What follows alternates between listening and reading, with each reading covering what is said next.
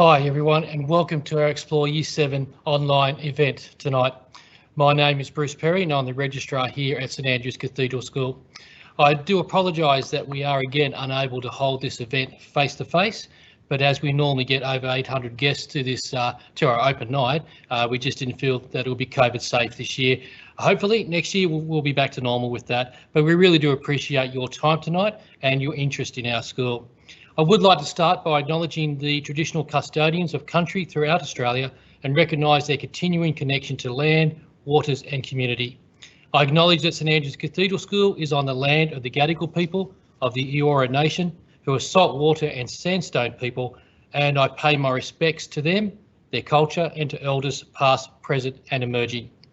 As we go through our speakers tonight, please, if you have any questions at all, go to the Q&A box up the top and put your questions in. We'll have some time for questions and answers a little bit later in the event. Our first speaker tonight is our head of school, Dr. John Collier. John Collier has been head of school here since 2010 and has been instrumental in turning this into a wonderful school. And I'd like to pass over to John now. Thanks, Bruce, and good evening, everybody, and welcome to this brief cameo on St Andrews Cathedral School. I'm glad that you're able to join us, even if that is by virtual means. My role is to give you a quick overview of the school before some of our specialist staff speak in more detail about their particular areas. Already in the slideshow, you've seen some features of the school, and so perhaps the place for me to start is to say to you, at SACS, we invest in the whole student. We're interested in the whole person, and so we endeavour to factor in a range of experiences and developments which will lead to a flourishing adult by the time the young person leaves our school. It's a time of tremendous development from a child of the age of 11 or 12 to an adult who is on the cusp of independent life and who by the time year 12 ends will actually have your car keys. So it's a very important stage to navigate, and we look to partner with you as our parents. So some particular salient features that I'd like to point out are these. Firstly, we're an inherently pastoral school. We place a great premium on looking after and caring for our students, and this is our DNA, this is our reputation, and this brings many people to SACS. We invest heavily in school counsellors. We have 6 of them who are psychologists, and in a big pastoral team.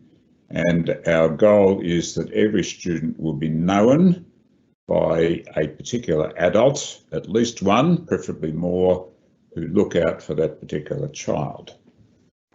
In addition to that, we actually factor in a whole range of co-curricular activities, and many of these you've seen on screen. Music, drama, dance, debating, outdoor education, sport, a range of cultural and physical experiences which will enable young people to be stretched insofar as they try new things. They push themselves in ways which are difficult because through that we grow, and they learn resilience, they learn self-reliance, they learn that they actually have attributes and skills which they can leverage, which are valuable and useful in life as a whole. So we offer a school which is culturally enriched, which is open long hours from early in the morning until late at night and on weekends. Not that we expect students will all be here at that time, simply that we are open for those who wish to be. And similarly, we have study centres that operate after school. We have before school care and after school care and holiday care for those parents who bring their children into the city as they come to work. And so the extended hours are a necessary facility for them. We are a school that prizes academic development. And so we look to provide pathways for our students almost entirely into university, because that is the desired outcome of most of our students and their parents, but also into apprenticeships and meaningful work for the few who wish to enact those pathways. Our academic programs are very strong, and the hallmark of those is actually the passport at the end. That is the graduating ATAR and university entry for our students in Year 12. So to that end, we offer a broad range of HSC courses, but also the International Baccalaureate Diploma. And our yardstick for success is the ATARs of our students and the pathways into university. And I'm delighted to be able to say to you that from our 2020 cohort, almost all of them gained their first choice entry into their preferred course at their #1 university. So this is a tremendous achievement for those students and a sign that the school is delivering according to its academic purpose. For that reason, we have lots of specialist staff. We have gifted and talented staff. We have staff who deal with learning difficulties, and we have considerable expertise in those areas, a great deal of ongoing training for staff and development for staff in these areas. Part of our school's fabric is that we are co-educational. We believe very strongly in the value of co-education, partly as socialisation of young people, but also to prepare them for life as it is. The workplace is co-ed, university is co-ed, and it seems to us wholesome and natural and entirely good that boys and girls learn together and come to know one another as people, rather more distantly, as we've heard in recent media exposés. So to us, this is natural, this is important.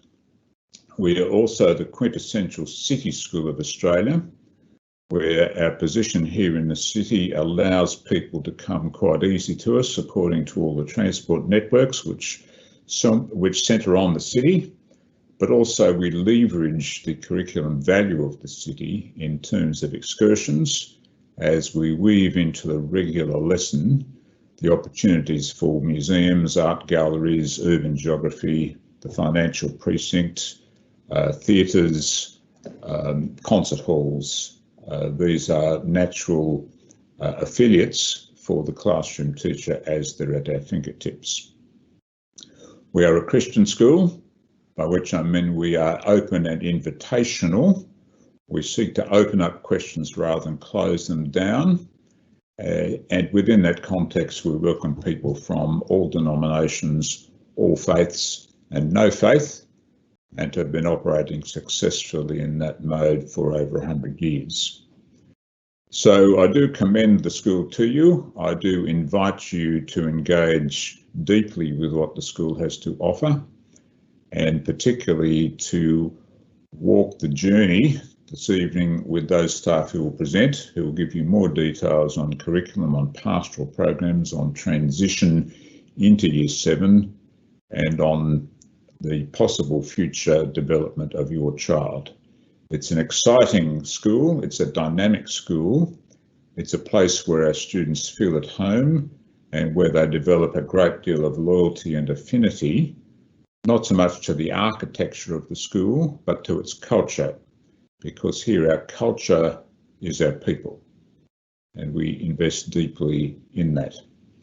So I'm glad that you could join us tonight, and it's my pleasure now to pass you over to our Head of Middle School, Mr. John Partington. Thank you, John.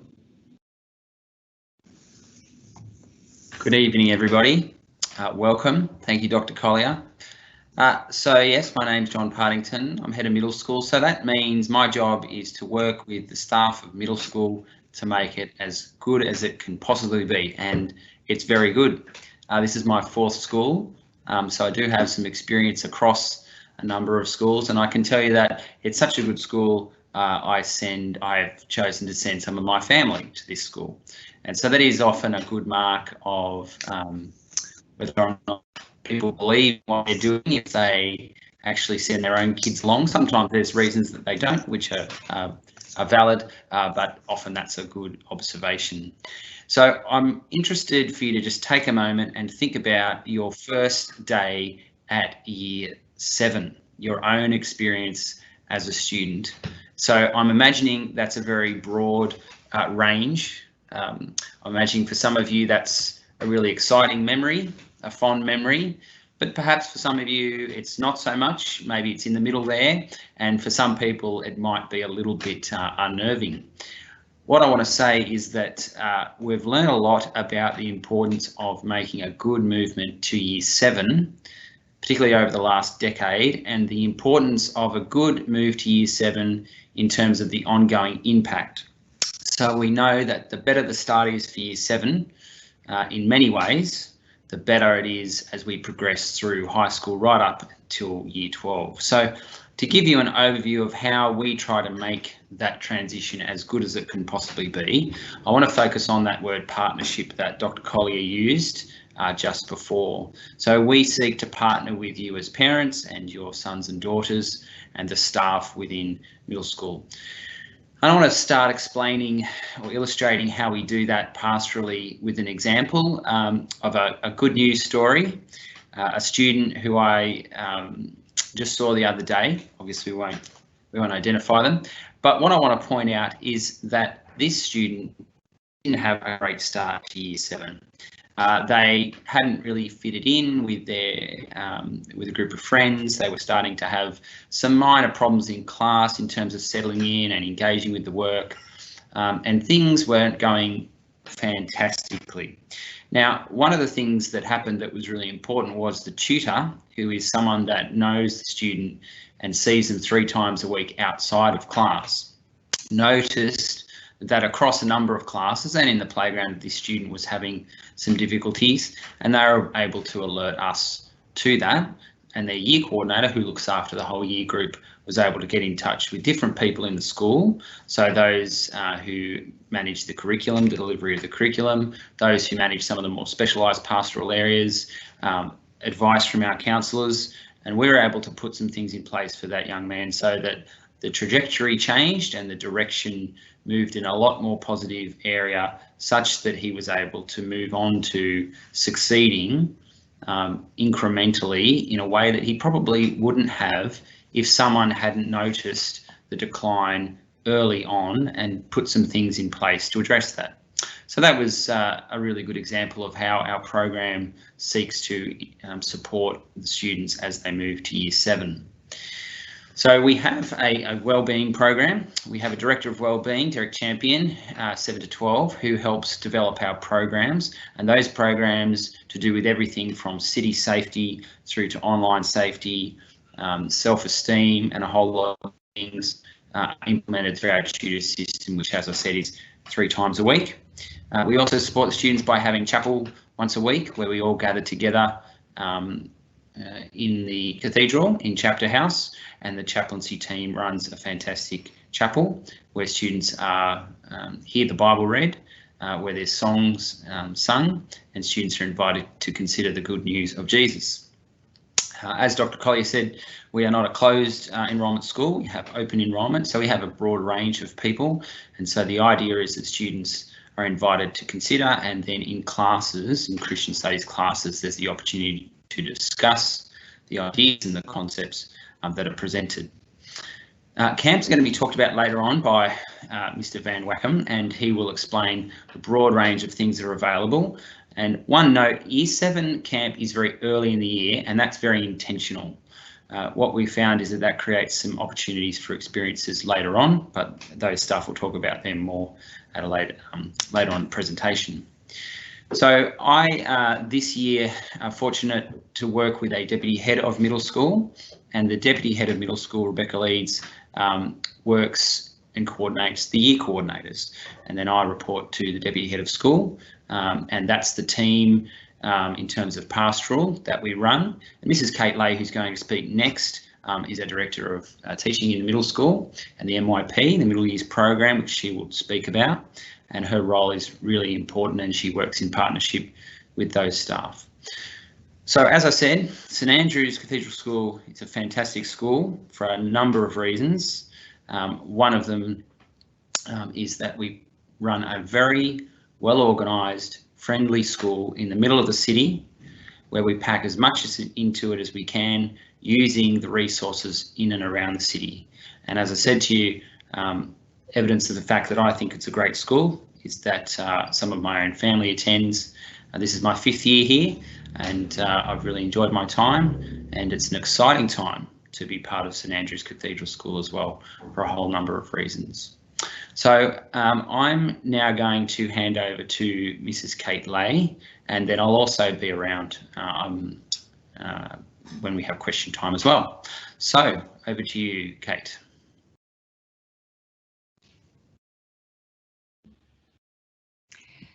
Thank you and welcome, and I'm really pleased that you're able to make it tonight.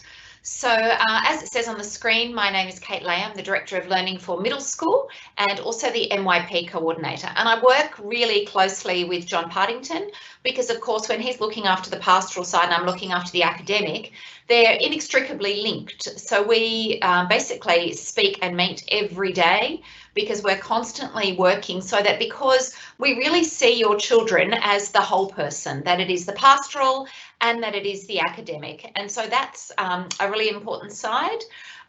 So in a moment, I'm going to be talking about the middle years program, but my role very much looks over the whole of the academic life of years 7 to 9. So I work closely with the heads of department and also teachers and also the leadership team. So I'm part of the leadership team so that we can really bring about the best academic outcomes for your children.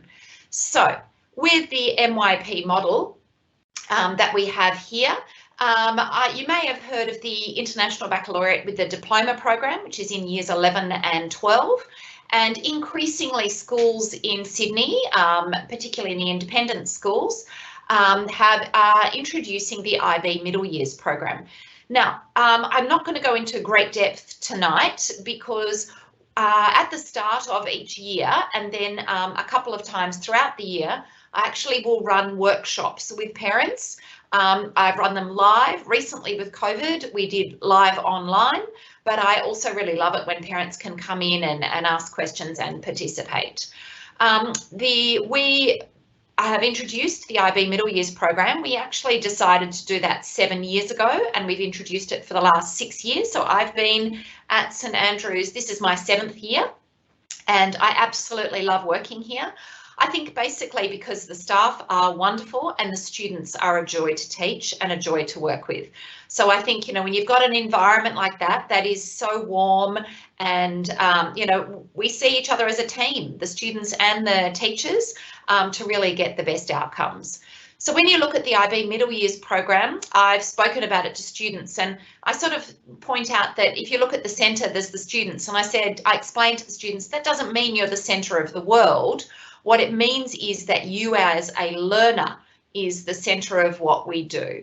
And you'll actually see it says there the IB learner profile. And we've actually developed that into our character strengths at St Andrews Cathedral School.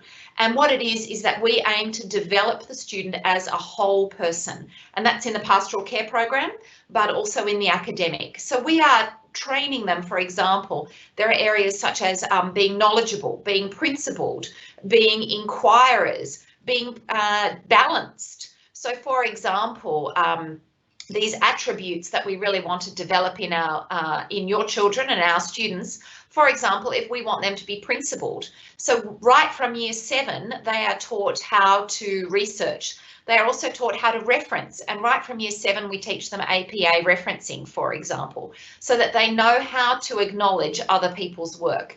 And then we develop it right through so that when they get to years 11 and 12, they're not having that massive jump, the academic jump. The reason we brought in the IB Middle Years program was that so that we could really raise the academic standard. We thought it was really good to start with. But I think sometimes the middle years can get forgotten. Students and parents, and sometimes, you know, the odd teacher will think of, you know, the pointy end as being the most important, or right at the start. And we really want those middle years to be equally important, so that we are developing your sons and daughters academically, so that they are really ready, and that jump from year 10 to 11 isn't huge, so that when they move to year 11, it's just a natural progression. So we're really trying to develop their character, and you'll see in the next circle outwards, we have approaches to learning and approaches to teaching. So that is very much teaching the students how to learn. This is programmed into all of the work that we do, is that we are explicitly teaching them how to learn. The content actually comes from the Australian curriculum and NESA. So the content is what every other school would learn, but with the MYP. But the important thing in the MYP is how they are learned. And so it's very much a framework for teaching and learning, and also assessing. So I will be running sessions that go into depth this year again, and also at the start of every academic year, and all parents are invited to attend. And also we ask for our current junior school parents to attend as well, so they can learn more. They also take part, if you see the cycle, in a personal project, which is a really exciting project, and that starts in year 9 and finishes in year 10. So it means that they can actually undertake any field of study that they're interested in, and then they write an academic piece of writing that goes with it. So for example, the year before last, I was really struck by a student who actually became a professional beekeeper. So that was her personal project. She undertook the course, she built the beehive, and actually became a beekeeper. But not just the project itself, but then there's actually an academic piece of work that goes with that, and we submit that to the International Baccalaureate for moderation, so that we know that the standard of education at St Andrews is world standard, and we are moderated against the world, that we are doing our teaching to the various higher standard that we can do. So it also, the great thing about the personal project is that it prepares them for years 11 and 12. The IB Middle Years program does not push students into the IB diploma or the HSC. It is just good education. It's for all students, and it just prepares them for the HSC, because they have things like major works. They really need to be organised. They need to know how to study. And of course, with the IB diploma, they have an extended essay and so on. So you'll hear when your children are in year 10, and time will fly, and they'll be in year 10 before you know it. And there's you'll hear lots about careers and so on later on. And then you can see the subjects around in there. It's important to note, for example, that they study a language from year 7 to 10, because we really are an international school, and we believe that students do need to become proficient in a language so that they can communicate in another language. And of course, when they get to years 11 and 12, then they can choose a different language, or if they do the HSC, they don't need to. And of course, we are international minded in outlook. So with the next slide, I've talked about the MYP, and it is based in research. When people actually look into it, they say, oh, that's just like the Harvard research and so on. And that's because the MYP is based in world-class education, world-class research. And really what they've done is taken the best of everything and put it together into the one program. I've already spoken a little bit about the content. The MYP is excellent because not only does it support gifted students, it also supports those students with learning support. And before I go on, I just wanted to mention we do have an outstanding department in the gifted and talented. And so Mrs. Estee Stevenson works very closely with students who are gifted and talented, and we have an incredible program with that. And she actually presents every year. So she'll be having an evening for parents about the gifted and talented program that we host at the school. And we also, on the other end, we also have an outstanding specialised learning department who supports students. When I talked about the MYP, it's actually called the ATL skills, approaches to learning, teaching them how to learn. And I've already mentioned those workshops. And if we can go to the next slide.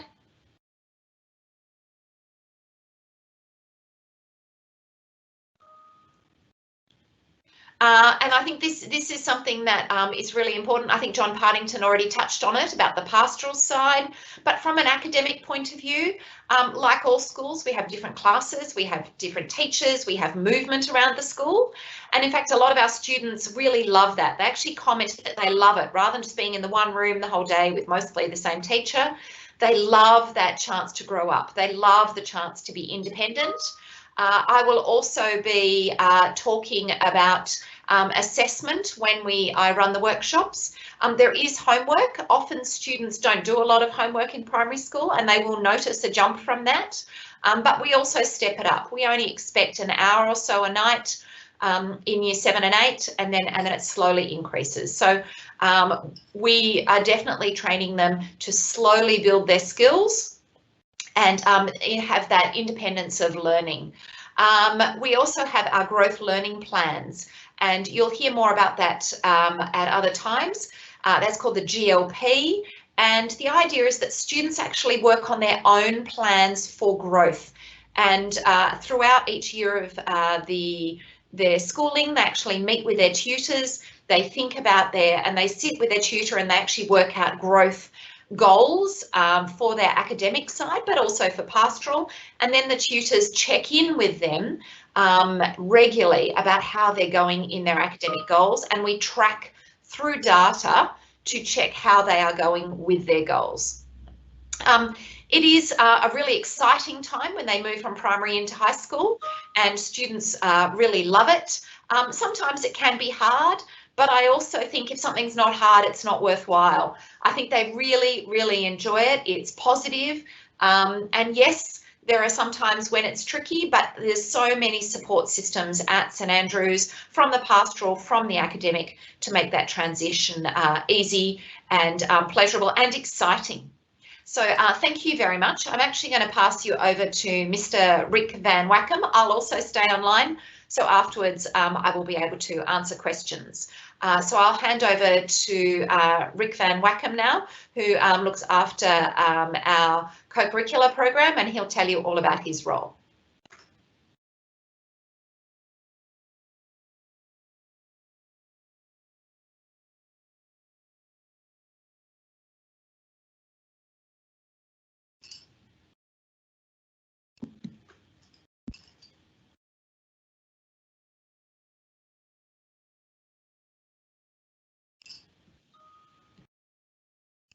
At SACS, and they have been they've engaged completely in the sporting program and the co-curricular program, and it's enhanced their learning and confidence.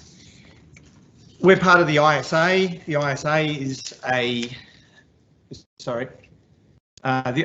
ISA is a part of the association that we belong to.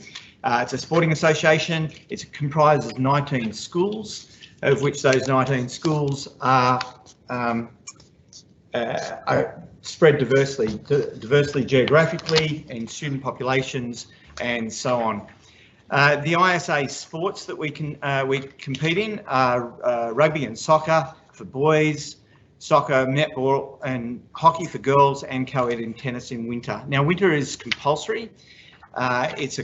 If you are an elite sportsman, if your child is an elite sportsman, then they can ask for an exemption. But generally, we expect that every student is involved in that program. In summer, we have around about 45 to 50% of students involved in the summer program, and it's very comprehensive. Our coaches across our ISA sports tend to be exponents of the sport, high achievers. In terms of rugby, we have our head coach as a 50-capped rugby union player.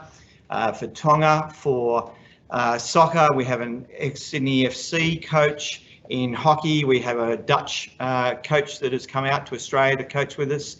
In netball, we have an ex-Swiss player.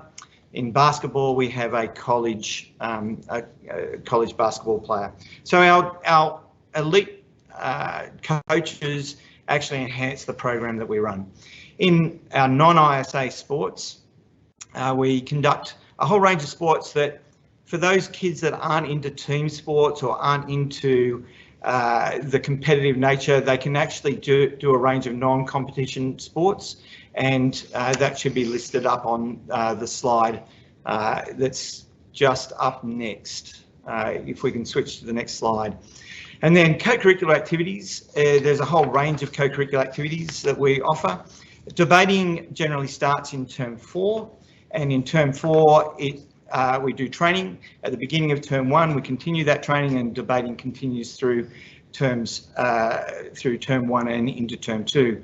Similarly, Makerspace, as you can see, covers a range of different activities, including the Formula One program, which is actually building a Formula One race car, a model race car, run on a standard track, and the competition exists right around the world. Our theatre sports team has been incredibly successful at St Andrews, that to the point that in the last 5 years we've won at least one of each division within theatre sports, and in 2018 we actually won all divisions. Our Enrich Visual Arts is to take our arts program from within the school and actually extend it into having visiting artists come and talk about and share their experience and knowledge in a range of different areas. If we go to the next slide, tours. Obviously tours are not running so much at the moment, and we are hoping that those tours would start next September, so not this coming one, but 2022. Obviously, that's very dependent on opening of the borders, and with the current government statement that it's unlikely to open until July 2022, I expect that that will be pushed out again. What we try to do, though, is to run tours in a 2-year cycle. So, for example, on that top section where it says drama and music, one Easter it'll be drama tour through to, say, Scotland and Wales and England, and then the following year we might be doing a music tour to Japan, and similarly with the other activities that are through there. We actually have some domestic tours. We're actually trying to put together a domestic tour in this September for drama down to Melbourne, and then every July holidays we actually run a snow sports trip, which lines up in conjunction with the Inter-School Ski Championships. Finally, in the last slide, you'll notice, can we switch? Yes, the Duke of Edinburgh's award scheme. So we've been running this for many, many years. You'll notice that there are 3 levels of within it: bronze, silver, gold. The students can't start until they're 13 and 9 months. And so we start advertising that in term 4 for year 8 students. It's actually a great program to be part of, partly because most of what a student does at school within their sporting and activity programs can actually be incorporated into the Duke of Edinburgh award scheme, and as such there's not a lot of work for them to actually complete the program up to gold level. In addition, when I am looking at employing, say, Year 13 students, so I employ a number of Year 12 students after they've left school, I'll actually look at whether they've done a Duke of Edinburgh award to help with their resume, to help with deciding whether they are suitably committed to working with us in our sporting or outdoor ed program. I'm now going to hand you over to John Chapman, who looks after our outdoor education. And John's been around a few years. I'm just going to ask him briefly how many years you've been involved and what impact that's had on family life. Yeah, thanks, Rick. Sorry to everybody for just sitting awkwardly next to Rick for a little while. Yeah, I've been involved in the outdoor ed department at St Andrews since 2008. Took over running it in 2015 from Rick as well. So everything was well set up when I moved into it. It's a fantastic job to have. I think I have the best job in school. I do spend a fair chunk of time not at the school, but at our site, and I'll talk about it in a minute. And it can be tough not being around family, but the reason I do it is to enjoy time in nature with our students. Our outdoor ed program provides a whole lot of benefits to our students, and it's really a privilege to witness how students grow and develop on camps and seeing where they start at the start of the week and the things that they learn and they develop through to the end of the week is always a fantastic thing to see. Now, just wanted to give a bit of an overview of outdoor education at St Andrews. We've got what we regard as one of the best outdoor ed programs in New South Wales or potentially even Australia. We run as a bit of a counterpoint to being a city location. It was talked about earlier in the presentation that the city location of the school brings so many benefits, and what we do with outdoor education is to build on those benefits from the school by actually getting the kids out of the city for a little while. It is a compulsory part of schooling at St Andrews. We run what's called a sequential program from kindy through to year 10. In year 11 and 12 there are some tours that we will open up, but we try to get the students a little more focused on their academic studies for year 11 and 12. But the program that we run, being sequential, we build on skills and experiences from one year to the next. So it builds up in terms of challenge as they go through their schooling life. We do run it differently to many other schools in that we run an in-house team led by myself. We've got a small team of full-timers and a large pool of casual staff, and we don't contract many or if any of our programs out. The advantage of that is that we can tailor the programs and the camps that we run. We can spend more time individually with students or preparing with students in school prior to program, and we find that really helps to reduce anxieties and fears that some understandably may have before they go out to the challenge of camp. The school owns a site called Kirrikee. We've owned that since 1984, and that's in Penrose in the Southern Highlands. It's the only place that we kind of start taking our kids to, and we run programs there from about year 3 through to year 8. It's a fantastic site, really relaxed atmosphere when we're down there. We do run a open day for families to get down there once a year as well, but we run our programs primarily out of Kirrikee, as well as all of our equipment and things are stored down there. What we do have, however, is a focus on wilderness journeys. So up till year 8, they're at Kirrikee, and year 9 and year 10, they are out in wilderness areas, primarily on a self-propelled journey, so a hike or kayaking or something like that. And we'll go through quickly a little bit what that looks like at each level, just so you know what your students are kind of getting themselves into.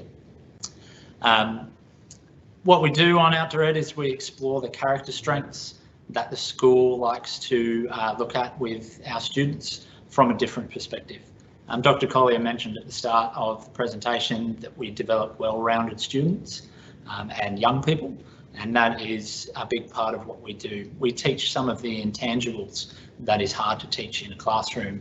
We put the students in areas where they're going to challenge and be challenged themselves and each other, and we facilitate safe ways of them pushing their boundaries and learning more about themselves, each other and the world around them.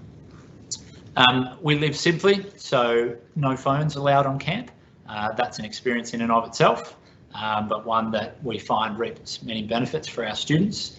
They live in community, so in their camp groups, which are usually around 12 to 15 students, and they will spend the week or however long the camp is in that small community and dealing with any issues that come up together, along with the help of the staff team that's with each group and overseeing the group to provide the safety that we need.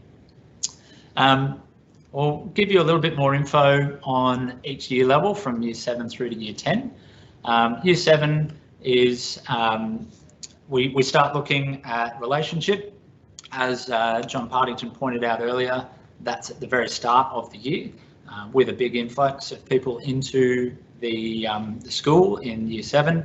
It's great to start with a bit of a cathartic experience, shared challenges breeds familiarity and many relationships that grow from those who have been at the school earlier. As I said earlier, there is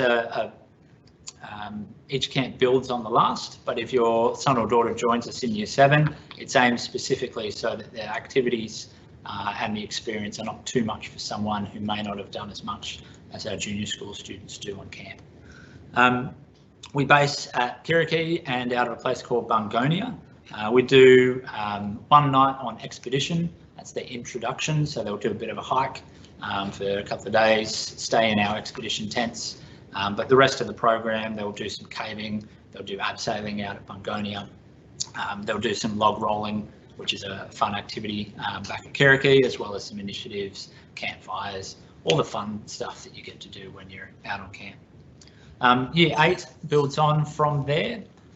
We do a little bit more of an expedition, so both Year 7 and Year 8 are 5-day, 4-night programs.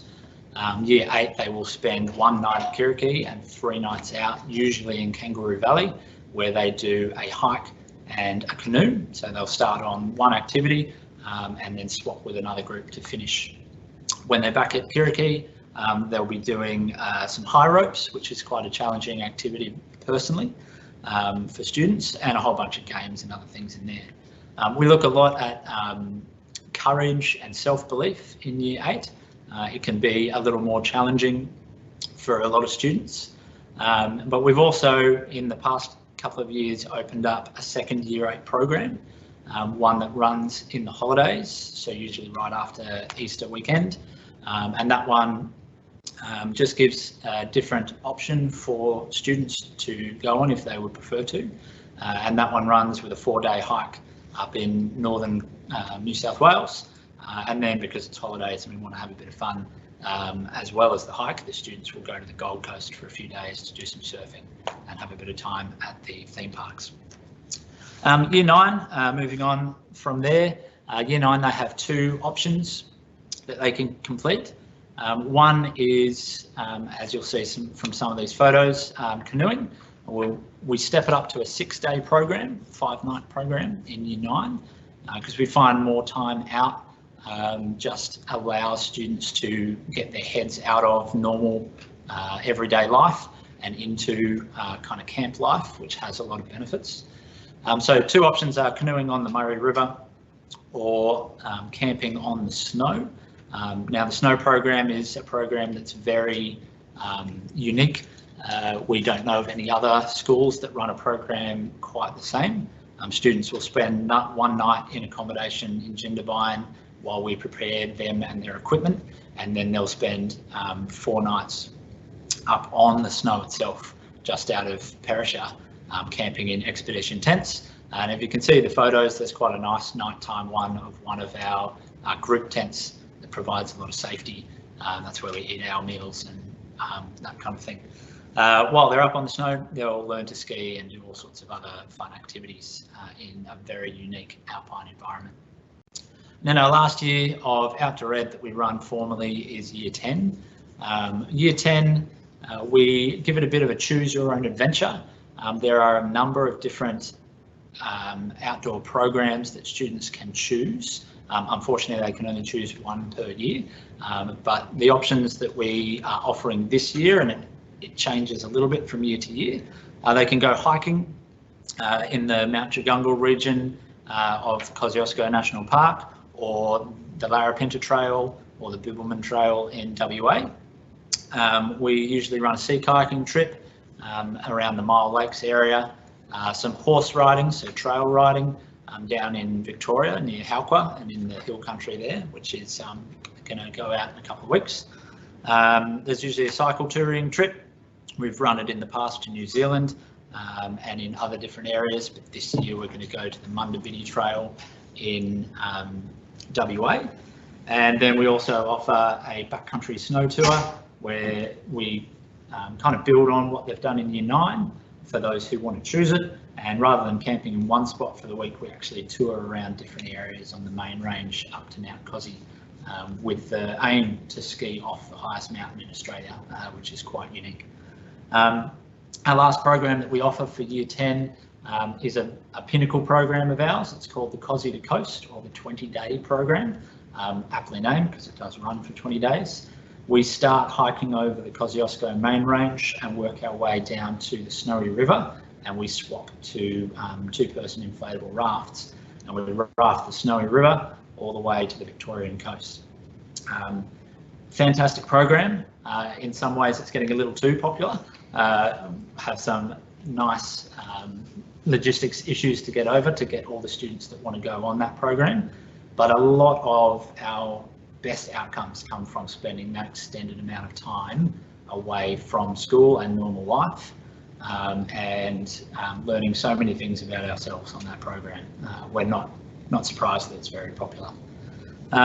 So yeah, if you choose to send your son or daughter to St Andrews, we hope that they will get a lot out of Outdoor Ed. We understand some people love that kind of thing, and this program will work really well for them, but there are others who are not particularly outdoorsy or camp type people, and that's totally fine as well. All the camps are aimed so that the things we want to learn are not just outdoor skills, but the intangible things that will work out to lovely benefits for your son or daughter through the rest of school as well. So thank you for your time while we get to explain, I get to explain a lovely part of my job. I'm going to hand back to Mr. Bruce Perry, who's going to take it from here. Thanks. Thank you, John. I'm just going to get two of our Year 12 leaders, Dylan and Scout, to join us on camera. I'll switch over to them in a minute. I'll be off camera, but I'm going to be interviewing Dylan and Scout for you and talk about their experiences in the school. But they're both Year 12 students, both currently studying the IB program. That's right, am I right? Yes. Yep. And both of them started in Year 7, so we thought they were good ones to talk to. So here's Dylan and Scout. There they are. Okay, so first of all, Dylan, what was your experience when you started Year 7 here at SACS? Yeah, so I came to SACS from a very small primary school. I think our entire primary school population was about the same size as my year cohort. So it was a lot of fun and quite hectic in the first few weeks getting acclimated to the people and the place as well. But I think Year 7 was really a great time for me to get to know the school, get to know my friends, get to know all the people that make it so great as well. So yeah, it was a great time. And Scout, what do you have any advice you would give to new students coming into Year 7? I think one really important thing is just to get involved, because I remember joining in Year 7 and just wanting to do everything. And while that was maybe a bit extreme, I think getting involved in a bunch of sports like water polo and soccer and basketball, despite my short stature, was really great, because I got to meet so many people in my year and also in a bunch of different years. And yeah, there's just so much that the school has to offer in sport, in music and drama. And we just spoke about the camps. Did the Year 7 camp help, Dylan, in terms of feeling connected? Yeah, I had a great time. I will admit that I have a huge fear of heights. So, you know, some of the higher stuff was a bit interesting, but I did enjoy camp and getting to know all the other people in my tutor group. And I think that was the start of a process that led me to really love and value the Outdoor Ed system that we have here, because I ended up doing 20-day, which was, and I guess along with the whole Outdoor Ed experience from Year 7, really transformative for me, and a great way for me to, you know, not only get to know all these people that I get to spend time with, but also get to know myself and grow as a person as well. What's 20-day, Dylan? And 20-day is the Cosi to Coast program that Mr. Chapman just mentioned. Yeah, it's really great. If you do get a chance to do it, you definitely should. And what about you, Scout? How did you find the Year 9 to 10 camps in particular? I think some things were quite confronting, but for me, having never skied before was certainly a new experience, but I think the way it was structured, there were lots of different groups. You could go into beginner, intermediate, advanced, so everyone had their appropriate sort of level to get involved with. And yeah, it was a lot of new experiences, and I think the skills we learnt and just getting to know people outside of a context of the classroom was also a great experience. Great. You are both doing the IB course now. Tell me, why did you choose to do the IB course? I think for me, I really liked the fact that it is international and it's something that's recognised across the globe. And also, you don't have to compete with anyone, which is something that was quite important to me. Your mark that you get at the end corresponds to a set ATAR, and there's no scaling, or the mark that you get in the exam is representative of your final grade and your final outcome in your ATAR. Yeah, and for me, it was about the approach to learning that the IB tended to foster. So throughout the NYP program, one of the things that I found to be really important was that I could enjoy and go into depth about the subjects that I was doing. And the IB curriculum is really special in that you get to go into a lot of depth about every single thing.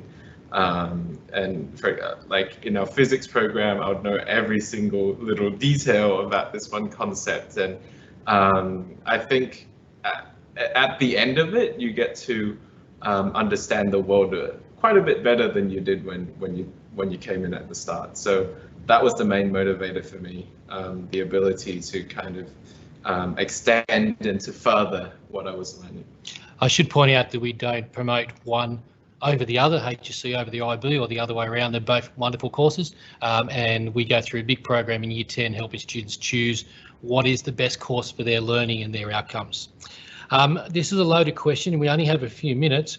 What else do you get involved in school? You can't probably see this from here, but their blazers are full of things that these two have been involved in. And tell me, if actually first, Dylan, the braiding on your blazer, what does that represent? So the braiding is a kind of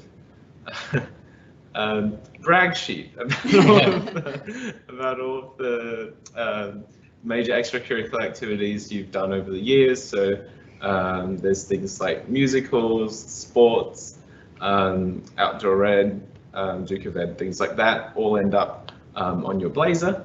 And yeah, it's a kind of record for yourself as well about what you've been up to, which is a helpful reminder. That's Kat, what do you get involved in?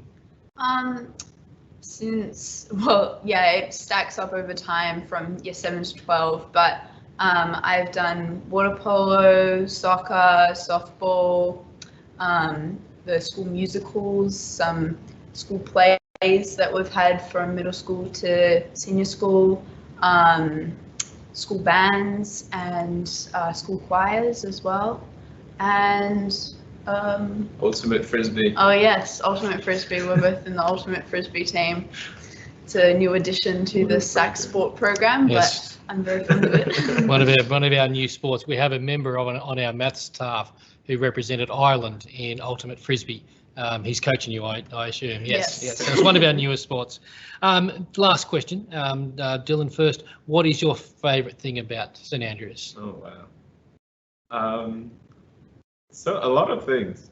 I will take the one that I'm sure you're thinking of, and I'll say the people, because there's a spirit here between the students and staff and really everybody involved with the school,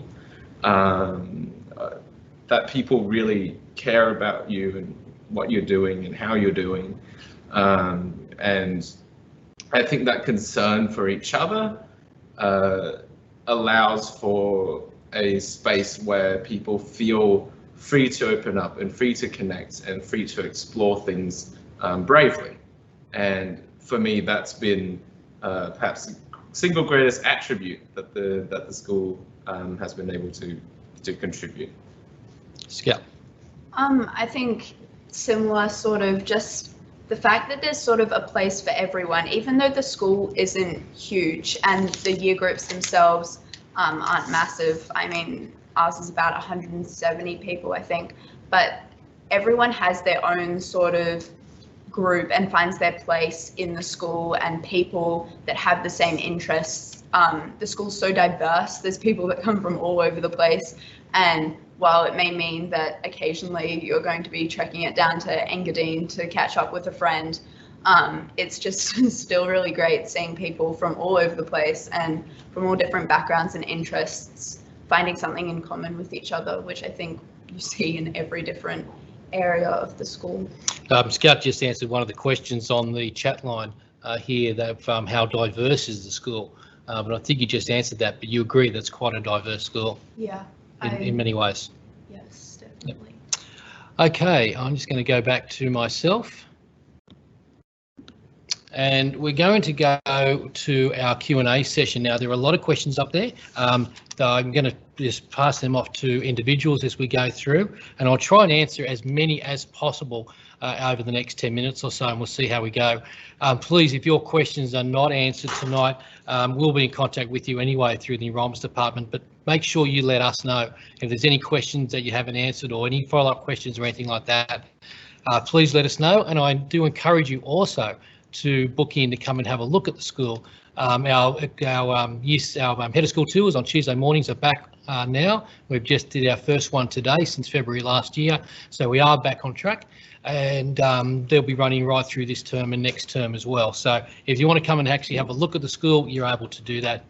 Mr. Partington, I'm going to go to you first. There's a lot of questions about mobile phone policies and IT in the school, particularly mobile phone policies. So can I go to you first? And just a reminder to everybody to unmute as they come on to the presenters. But John, to you first, please. Thank you. Yes, our policy for mobile phones is that they are in the middle school, off and in our lockers during the day, and the lockers are locked, and that's a safety thing, and it's also to do with helping students understand that mobile phones are useful, but they're a tool, and like any tool, there's a time that we use them and there's a time that we put them aside. And they have very powerful, we use a very powerful school issued laptop, which means we have all the technology we need for our classroom learning and beyond in that device. So there's no need to have our mobile phones with us. So they're off in our lockers during the day. And then senior college is a little bit more flexibility there, because at recess and lunch they are allowed out on the city block in their break time. And so senior college students, when they're leaving their building, can have them with them. And so that's our overall policy. And what was the other one, Bruce? Technology? Yeah, sorry, John, mobile phones in particular policy. Yep. Done that one. So mobile phones off in our lockers, and I've explained so when students enrol in year 7, they're issued currently we use Surface Pros, and that's one device, the same device for all students. That's provided through a levy with the fees, and we've found that to be really useful in the classroom teaching. We don't use it all the time. It's a mix of our laptop and our workbook, so that we're doing some of that writing by hand as well as using our device. Thank you, John. Kate, I'm going to throw to you. There's a question about how we stretch those students who don't fall into the gifted and talented category necessarily, how we stretch them in the classroom. Okay, thank you. Okay, absolutely. We stretch all students, and I think partially that's one of the great things about the MYP is it's designed to stretch students, and whether they have learning difficulties or whether they are gifted and talented. So written into our programs is, and we actually, I read all the programs, I give feedback, that we need to differentiate and provide extension. And what I was really interested, so we have 2 extension classes for most subjects, and it could be that a student might be in an extension for maths and not in English, and vice versa, but every class is provided extension work.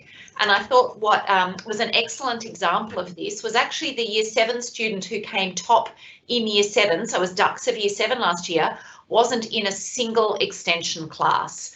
They, in their testing, when they sat testing at the end of year 6, They didn't perform quite as well, but they were an incredibly hard worker and clearly intelligent. And but she was put into mixed classes, and then she was provided extension work, as every class is, and she actually ended up being ducks and hadn't been in any of the extension. So I think that's a really concrete example of where we clearly provide extension in every single class, and every single student is given the chance to excel. Thank you, Kate. A couple of questions about the Christian aspect of the school and how that's incorporated. I'll just run through that one really quickly. So students take the Christian development course, which is 1 lesson a week in their normal timetable, and they do chapel once a week as well for 20 to 30 minutes. So that's how it's incorporated in. And it's a question about our teachers. Yes, the vast majority, absolutely, of our teachers are active Christian people, so we do cover that. In saying that, as Dr. Collier mentioned, our enrolment policy is not based on faith background, so we're quite very open in terms of our students here, and our faith backgrounds are quite diverse as well. Just scrolling through, a lot of questions about music and drama. Some of them are quite individual, and I encourage you to email myself or one of the enrolments team if you want particular questions about your child. But the music and drama opportunities here are massive. Dylan and Scout mentioned a little bit, but there's over 40 ensembles in the school. There's music tuition for pretty much any instrument that the students want to play. Music classes, everyone does music up to year 7, but then it's elective from year 8 through to year 12, but it's incorporated in everything we do. A whole floor, pretty much the whole floor on level 8 here is dedicated to music. Similar for drama, there's 3 different drama venues within the school. Theatre sports we mentioned, which is massive. School musicals is probably one of our biggest things. We'd run them every 2 years, the last one being Fiddler on the Roof, which was quite stunning a few years ago. Let me think. Let's go through some of these questions. John, I'll throw this next one to you. Can you talk a little bit about 2 things, the playgrounds and where students go for recess and lunchtime in the middle school, and then quickly touch on senior college as well, if you could, and then also where we go to do our sport, where our facilities are. Sure, no problem. So in the middle school, the recess and lunch options for students are their common area, which is where their lockers are, and it's actually where their year coordinator's office is as well, which is designed that way so that they can contact them if they need assistance. And that's an area which has a floor that it's a hard floor so that they can eat and drink in that area. There's tables set out near the windows. When they redesigned our areas a few years ago, they put a lot of thought into how the light can come into the building and how we could make the most of that. So as you all probably know, a lot more thought's gone into how we use city spaces in a more healthy way for our well-being, and lights and access to, even things like access to being able to fill our water bottles and sitting around in a comfortable space with adequate lighting, natural lighting, is really important. Then their active option is to go to the roof, which has AstroTurf. There's 2 basketball hoops. There's a netted area where they can play soccer. They can kick it as hard as they like. It's a softball and it's a netted space, big net over the top that withstands anything. So that's where they're going to be active and for their fresh air and sun. And then there's also an inside gym available at lunchtime for middle school students during the day. And that's a basketball court that they can use. So we do encourage students to get up to the roof and to those active spaces. And we actually don't allow students to use their devices, so their laptops or their mobile phones, at recess or lunch, partly to encourage them to talk to one another, to socialise, and also to be active so that they're enjoying being active before they need to be back in class, where they're less active. So sport is held off-site at a range of spaces and places, so both PDHP practical lessons, but also some additional school sport, and that's held at places like Wentworth Park, Sydney University. We use various pools and gyms around the city. We also have a fantastic sports centre on the ground floor, which is quite new, where there's a full gym set up. There's spin bikes available at various times. Students can access that gym lunchtimes, and there's activity set up there, and they can access that gym in the mornings as well in their own time. And a number of students do use that, and we find that very helpful for students with very high energy levels, sometimes to be able to go to the gym in the morning, and there's good places where they can put their things and get changed afterwards, obviously, and that's been working really well.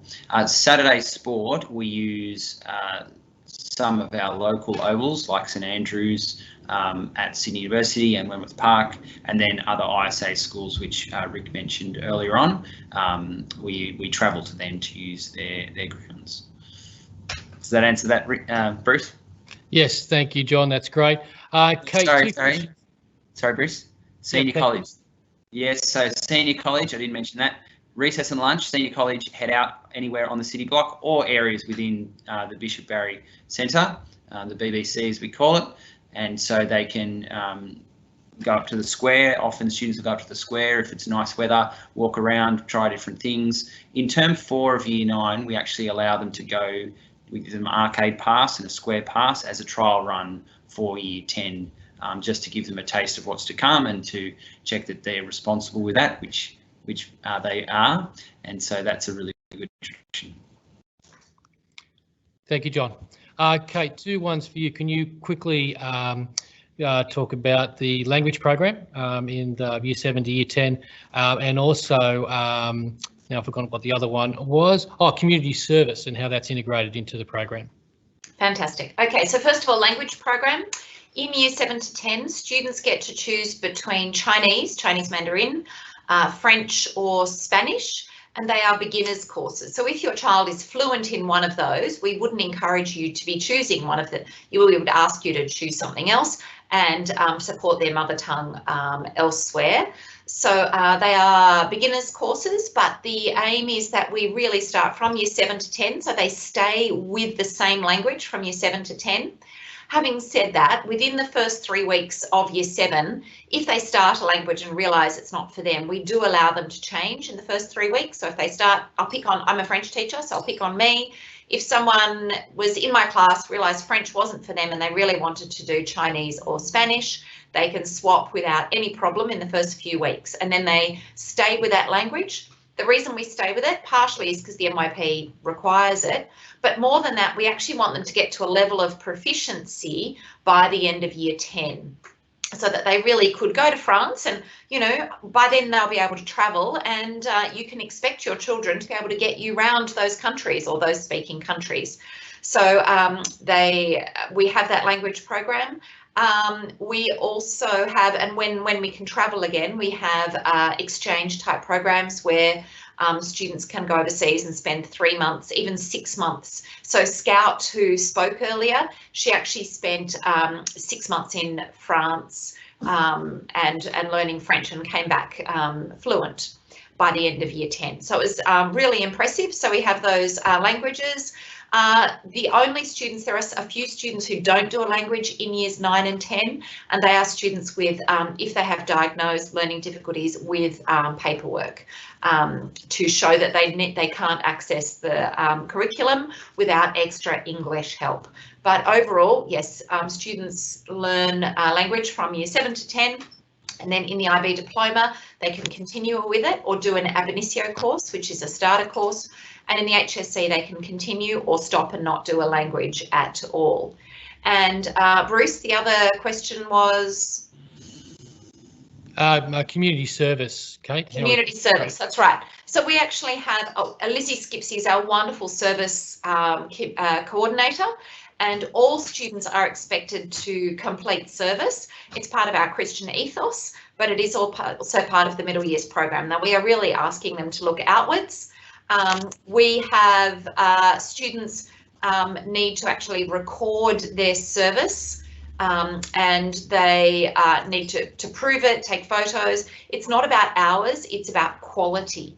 Because what we don't want to say is, okay, I've ticked off 5 hours, I'm done now. What we want them to do is have quality service. We provide opportunities within the school, and we also ask them to go beyond the school.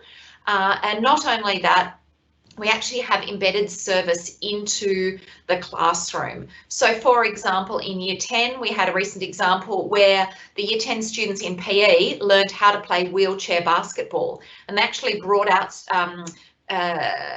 adults, sportsmen who are actually wheelchair basketballers. And then our students actually played a match against them, and I think we lost terribly. I think they realised how incredibly athletic and how skilled these people are. And so they're actually learning empathy, they're learning skills, and so that it's fully combined into our academic program. For example, also in science, where they learn about water filtration and they learn about what it's like elsewhere in the world where they can't just turn on a tap. So they're actually doing experiments that is actually awareness raising at the same time. So we really try and embed our service into our classroom and our classwork, but only where it is real. I mean, I think students can pick when it's tokenistic, so it's only when it's real that we embed service in our programs, but also we encourage them to do it and then also reflect on it. We want them to reflect on it, and this is where it comes back to building character. We want to build caring students who are balanced, who are principled, who want to carry it on. So we require them to do service so that hopefully when they leave school, that it is just part of their character to want to serve others. Thank you, Kate. John, we'll make this the last question for you. A few questions about our bullying policies and also about gender education in light of recent media stories about the eastern suburbs, etc. So I'll throw them to you. Oh, yeah. So our anti-bullying policy works on a few principles, and we take different approaches. Obviously, it's a zero tolerance approach to bullying, and in working that through, we have a number of ways. Sometimes it's a matter of mediating once the actual issue has been dealt with to move forward. Sometimes it's a very direct movement to make sure there's separation and space. We involve counsellors and we involve the pastoral staff, so the year coordinators where relevant. We take advice from counsellors as to how to help support everyone involved, but at the end of the day, it's a zero tolerance to bullying, and our response is informed to try to restore things so that we can move forward within the community, and that's outlined in our student diary as well. And that's also part of our wellbeing program, how to deal with bullying, both as a person who unfortunately might be subjected to it, or as someone who is standing by, hopefully not simply standing by, but actually doing something about it, and then how to actually seek support. And also for the people who are involved, how to challenge that behaviour so that they modify what they're doing so that they can be a positive member of our community. We have a range of external speakers who come in to help educate students about consent and about being a responsible member of our community and how to be respectful of all people within the school. So we have a group called Your Choices, who's a very experienced company that's been dealing with schools for quite a while now and who updates their research.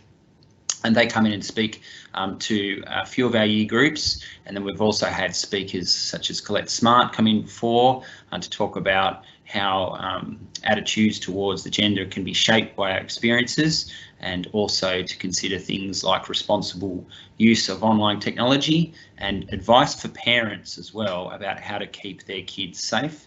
And we're really keen to work with parents on both of these things. So how do we support students to challenge and deal with bullying, and how do we work together to support students so that they develop healthy, respectful relationships with one another, and so they understand what are their rights and what are their responsibilities. That's a complex topic in a short answer, Bruce. Thanks, John. Thank you for that. I'm just going to explain one thing that came up in the questions, and then I'm going to ask our two managers of tonight, Zach and Matt, if they can leave this on just for another 10 minutes. I'm answering a few questions on the Q&A, and I'll try and get through a few more before we finish up. So I'm just going to explain one thing, but as I said, if you've got any questions, follow-up questions at all, please let us know. I'll put my email on the Q&A so you can get onto us very easily. Yeah, just a question about our Gawara Aboriginal and Torres Strait Islander campus. That is a K to 6 school that is separate, as Dr. Collier mentioned. When they get to year 7, they are fully integrated in year 7 in everything we do. And we have on average 3 to 4 students per year group. It's a fantastic part of our school, and not only supporting our Indigenous and Torres Strait Islander families around Sydney, of local families here, but also raising awareness of Aboriginal issues, and our students get to know that and get to be part of that. So I'm going to quickly thank Kate and John for helping us out tonight, but I'm going to stay, if it's okay, Zach and Matt, I'm going to stay online just for 5 minutes and answer a few more of the questions on there, and then we'll finish up, but I'll put my email address on there as well. Thank you, everybody who joined us tonight. I really appreciate your time, and I hope you did get something out tonight. Fingers crossed, next year it will be a big night here with 800 people, and we'll invite everyone to come along to that as well. So thank you, everybody. Thank you, John. I'm going to mute myself, turn my video off, and answer a few more questions.